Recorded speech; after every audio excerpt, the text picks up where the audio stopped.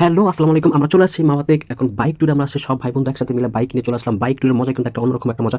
যদি আপনি বাইক ট্যুরে না আসেন তাহলে বুঝতে পারবেন না। কে আসছি, কিভাবে আসছি, কেমনে আসছি, কি করব না করব সবকিছু এই ভিডিওর মাধ্যমে আপনাদের দেখাবো। চলে আসলাম মাওয়া, খাবো একটু হাওয়া। এটা হচ্ছে আমাদের স্টেশন। আমাদের চোখের সামনেই পড়লো নিউ মোল্লা হোটেল রেস্টুরেন্ট। তো আমাদের সকালবেলা চলে যাবো, তাই সেক্ষেত্রে আমরা ঘোরাফেরা না করে আমরা সবাই মাছ দেখতে গেলাম এবং মাছ দেখতেছি। ইনশাআল্লাহ মাছ পছন্দ হয়ে গেছে। অবশেষে আমরা মাছ পছন্দ করতে পেরেছি এবং আমাদের লোক সংখ্যা অনেক বেশি, তার জন্য এরকম বড় বড় এবং তরতাজা দুইটা মাছ কিনেছি। মাছ দুইটার দাম যদি শোনেন তাহলে আপনাদের চোখ কপালে উঠে যাবে যে এত বড় মাছ এত সস্তা দামে কিভাবে কিনলাম। মাছ দুইটা মাত্র ১৬৫০ টাকা দিয়ে আমরা কিনেছি। তারপর হচ্ছে মাছগুলো খুব সুন্দর করে কাটলো মামা, একটা জিনিয়াস লোক। যে মামায় মাছগুলো কাটছে অনেক স্পিডে এত সুন্দর করে পিসগুলো করছে, মানে বলার বাইরে। তো সে পিসগুলো দেখাতে পারেনি কিভাবে কাটছে, সেজন্য দুঃখিত। মাওতে গিয়ে কিন্তু বেগুন ভাজা মিস করা যাবে না। ওয়াও! তারপরে তাওয়াটা মামা খুব সুন্দর করে গরম করে নিল। তারপরে একটা, একটা করে ফার্স্টে বেগুন ভাজি দিচ্ছে। বেগুন ভাজিগুলো এত সুন্দর করে মানে মিলাইছে, উফ! দেখার মতো।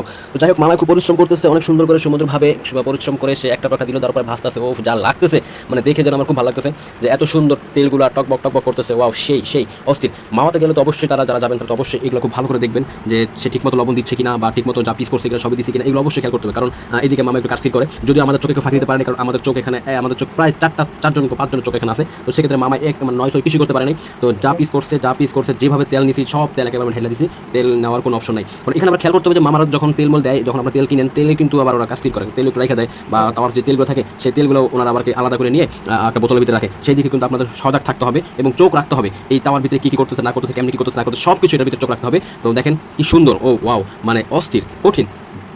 মাওয়াতে এসেছে শুধু কি মাছ খাওয়ার জন্য? আসলে না, আলু ভর্তা নিচ্ছি। আলু ভর্তা অনেক প্রিয় আমার। তো আমরা এখন খাওয়া দাওয়া করবো সবাই। অবশেষে আমাদের খাওয়াতে শেষ, আমরা এখন নিজ গন্তব্যে বের হলাম, আমরা চলে আসবো। তো সব বাইক যেহেতু আমাদের একসাথে, তো আমরা একসাথে হইলাম। আর সকালটা এত সুন্দর ছিল বলার বাইরে। যাই হোক, আমরা সবাই এখন একসাথে হয়েছি এবং আমরা এখন নিজ গন্তব্যে রওনা দিয়েছি। সকালটা যে এত সুন্দর, আপনি যদি সকালবেলা না বের হন তাহলে কখনোই সকালে ফিলটা বুঝবেন না। যাই হোক, আলহামদুলিল্লাহ নেক্সট ডে আবার কোনো কিছু নিয়ে আসবো।